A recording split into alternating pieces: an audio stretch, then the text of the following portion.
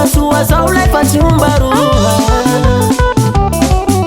Da ia tsy tiany avako, tsy tiany ray aman-dreniko, sirarohanao mba lanao fa zaho vita mbady tsy vita kava, vita avatsika toy fanjany. Ia tiako lefa tsy ala,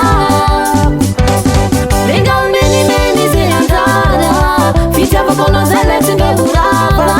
Ligrao zao maty amy raha tiako, sady fanjarako igny no safidiko. Venga menimeny zay anjara, fitiavako anao zay le tsy mba horava. Ligrao zao maty amy raha tiako, sady fanjarako igny no safidiko.